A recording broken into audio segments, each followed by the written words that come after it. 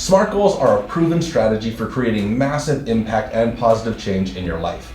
You may have heard of SMART goals from self-help and personal development gurus, and maybe you're just wanting to create a New Year's resolution in a smart way. In this video, we're going to talk about what SMART goals are, how to make them, common mistakes, the science behind them and why they work, and then we're also going to talk about some of the weaknesses that SMART goals inherently have so that you don't fall into those traps.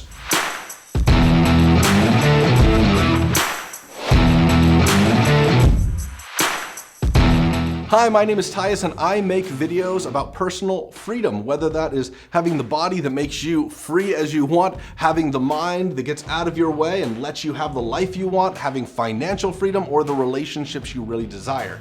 So with that being said, this video is about SMART goals, which I think is something that frees you from your own limitations. Now, SMART is an acronym for a goal setting strategy that is really effective and has been proven for as long as I've been alive. It's been around longer than me. The S stands for specific, the M is for measurable, the A stands for achievable, R is for relevant, and T is for time bound. Now we're gonna get into each one of those in a little greater detail, but what's important is that your goal meets all of those criteria when you're setting your goals. If they do, there's proven evidence that you're going to have significantly more success. Harvard MBA students were surveyed and asked of them which had already set clear written goals for their future and had made plans to accomplish them. 84% of the graduating class did not have goals. 13% of those students had goals but had not written them down. And only 3% of the graduating class had written down those goals and set a plan for them. 10 years later, the students were polled again and the results were amazing. The students that had goals that were written down earned twice as much as the students who didn't. And the 3% who had written goals were earning 10 times the earnings of the 97% of the other students combined. This is the power of SMART goals. The S in SMART goals stands for specific. It's all about getting clear on exactly what results you want to achieve. Now, I know that sounds really basic, but I've made mistakes around this. Back in high school, I set the goal that I wanted to have my own show on the Las Vegas Strip. I dreamed about it like every night. Literally, I would go to sleep thinking about the curtains opening up and the audience out there. The problem was, I wasn't specific. I did achieve my goal. 6 years later, I had my own show in Las Vegas. But because I wasn't specific, I could have defined how big of a show I wanted, how successful of a show I wanted, how profitable, how long it would run for. Don't make the same mistakes that I did. You can be better than me. Make your goals very specific. The M in SMART goals stands for measurable, and it's all about making sure that you know you're going in the right direction. Think of a goal as a destination on a map.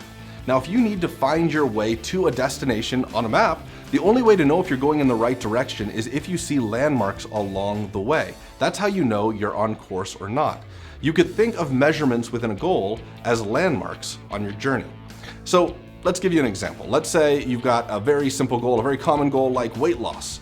It's a really easy goal to measure because all you got to do is step on a scale.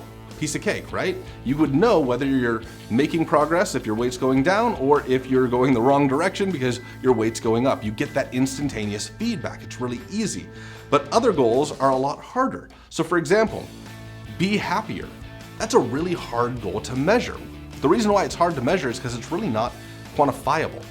You can't really attach a number to it. So how do you know if the actions that you're taking are leading you closer to being happier all the time?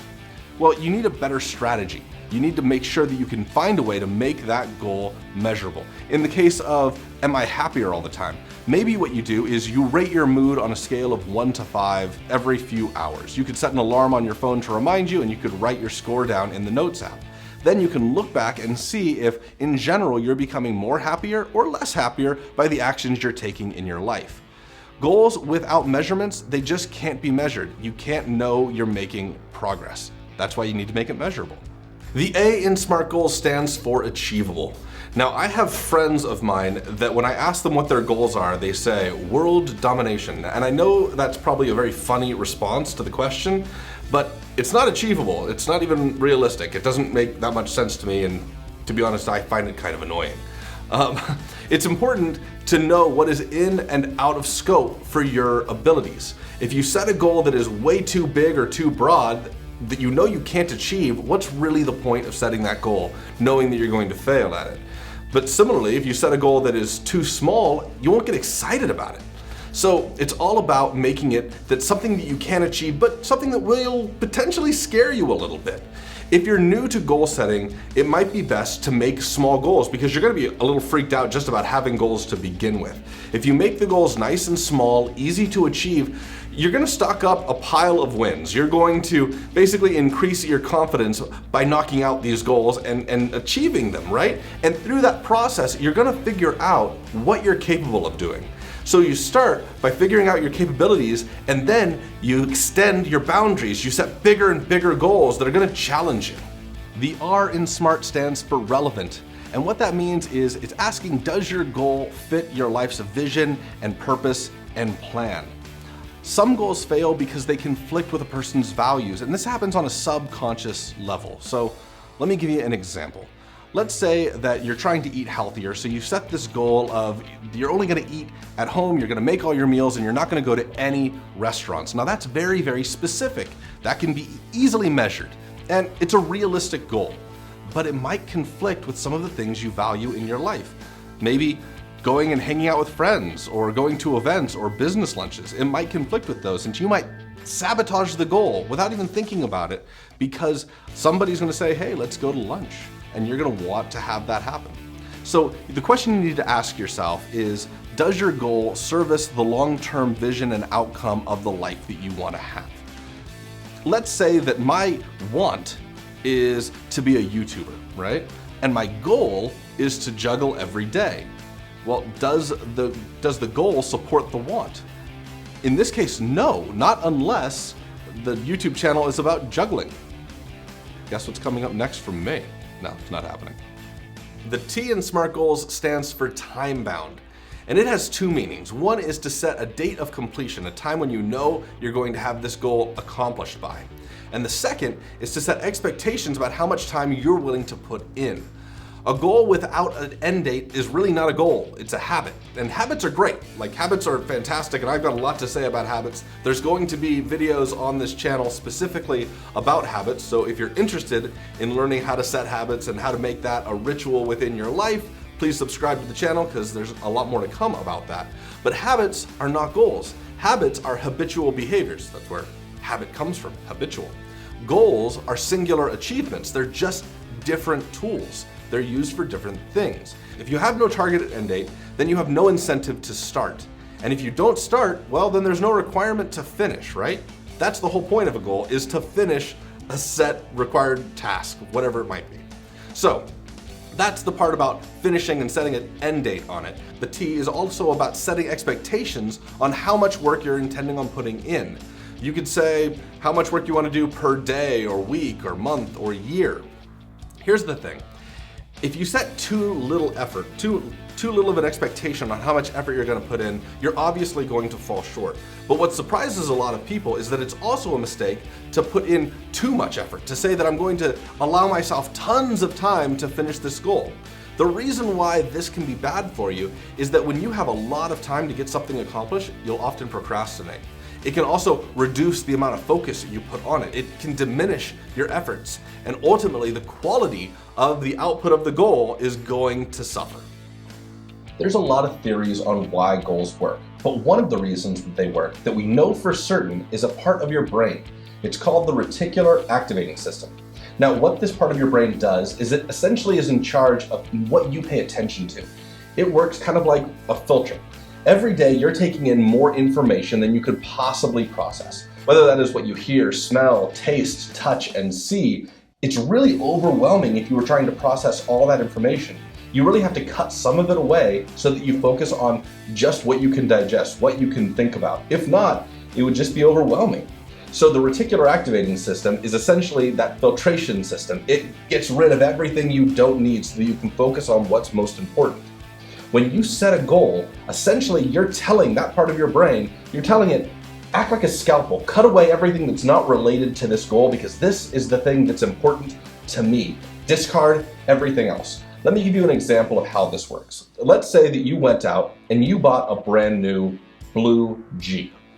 All of a sudden, you start seeing that Jeep everywhere you go. It's just like they're appearing before your very eyes. Now, were those Jeeps there all along? Of course they were. What ended up happening is your brain started paying attention to blue Jeeps because you, by buying one, told your brain that blue Jeeps are important. And that's exactly what happens when you set a goal. You're telling your brain what is important, and it can feel just like magic. In fact, a lot of people feel like when they set a goal, it just seems to happen as if by magic. They set a goal and suddenly the resources they need or the people they need to meet just come out of the woodwork and meet each other and find you.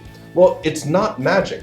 What's happening is your brain is becoming aware of what opportunities lie in front of you that is going to lead you to the thing that is most important, and it starts taking advantage of them. It starts seeing those things. Goals aren't magic. It's the science of neurology. It's something that's inside of you. It's that you're amazing inherently. Your brain's incredible. So take advantage of it. Isn't that cool? Now, there are a few problems with SMART goals. They're not perfect, but if we go over the problems, we can find ways to address them. So the first one is that SMART goals don't generally address your emotions or your purpose.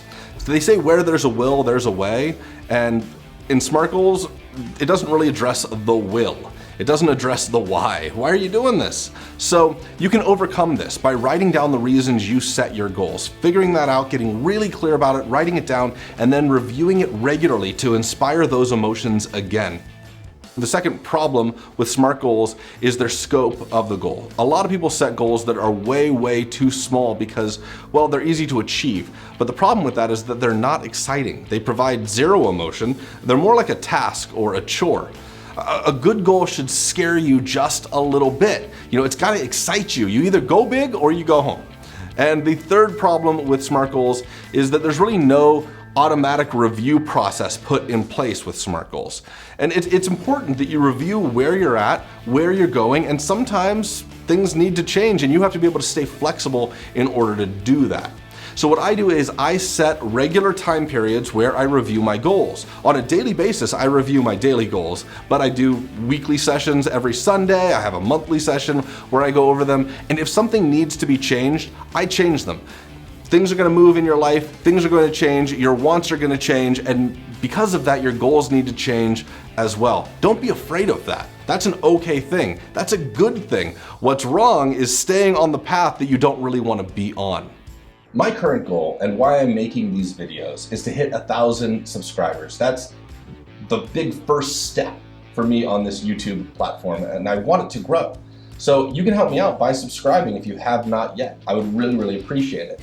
Also, if you think this type of content is going to help somebody you know, please share it with them. I would love to share the message, and I'm going to do everything I can to try and add as much value to people's lives as we go.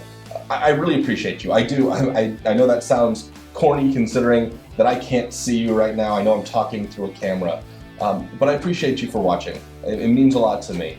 And I hope that your dreams come true by setting and achieving the SMART goals that you make. I guess I'm going to see you on the next video. Bye-bye.